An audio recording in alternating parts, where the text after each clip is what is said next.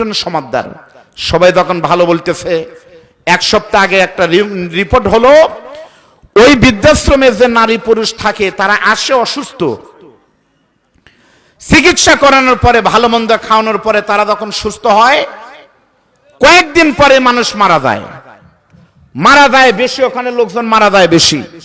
মারা গেলে পারে নিকটে একটা মসজিদ এবং মাদ্রাসা আছে, ওই মাদ্রাসায় লাশ নিয়ে গেলে পারে ওখানে তাদেরকে বিনা টাকায় মাদ্রাসার হুজুরেরা গোসল করে দাফন করে দেয়।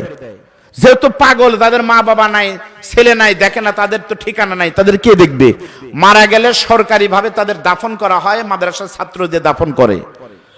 রিপোর্টে এসেছে ওই বৃদ্ধাশ্রমের নারী পুরুষ মহিলা যারা অসুস্থ হয়ে মারা যায়, তাদের গোসল করানোর সময় দেখা গেল তাদের বেশিরভাগ পেটের কাছে কাটা দেখা যায়, মাঝে মাঝে কাটা পাওয়া যায়। যারা লাশ ধোয় তাদের সন্দেহ হলো, কি রে, এখান থেকে যারা মারা যায় কয়েকদিন পর পর তাদের সবারই অঙ্গ প্রত্যঙ্গ বিভিন্ন জায়গায় কাটার চিহ্ন, কারণ কি? তখন তাকে প্রশ্ন করা হলো। এই প্রশ্ন করার পরে ওই জায়গায় আর সে লাশ পাঠায় না, অন্য জায়গায় লাশ পাঠায়।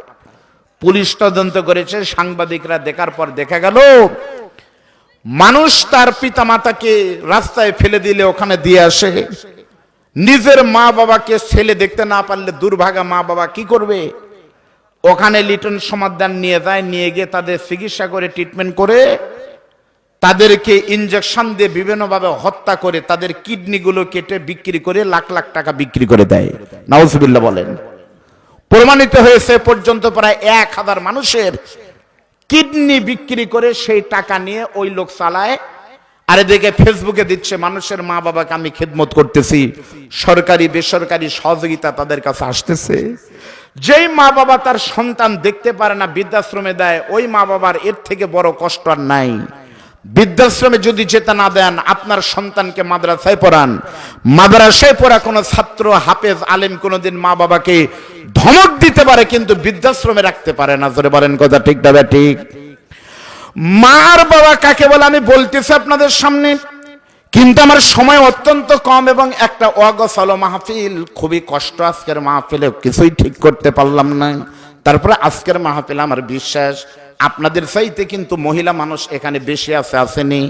আজকের মাহফিলে কিন্তু আগের বক্তা মা বোনদের কি ওয়াজ করছে নাকি? মহিলাদের ওয়াজ কি করছে? তাহলে মা বোনদের ওয়াজ যদি বক্তা না করে, আমি প্রধান বক্তা না করি, তারে কিন্তু মায়েরা কষ্ট পাবে। আমাদের কোনো আলোচনায় আজকের মাহফিলে হুজুরেরা করেনি। এজন্য পুটিমারির মায়েরা, তোমাদের জন্য মাত্র 1 মিনিট আমি আলোচনা করব। মা, একটা হাদিস বলবো, তোমরা একটু ভালো করে শোনো। মা, আল্লাহর নবী বলেছে, কোন মা কোন মেয়ে যদি 4টা আমল করতে পারে,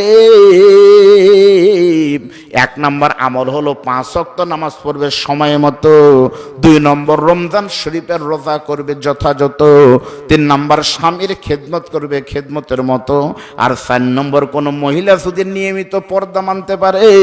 এই 4টা আমল করা কোন মেয়ে যদি ঠিক মতো শরীয়তের পর্দা করতে পারে, আমার আল্লাহ তাআলা ওই মেয়েকে শুধু জান্নাত দিবে না, বরং ওই মেয়েকে কিয়ামতের দিন আমার আল্লাহ তাআলা জান্নাত দিবে হযরতে ফাতেমার সঙ্গে। বলেন মারহাবা।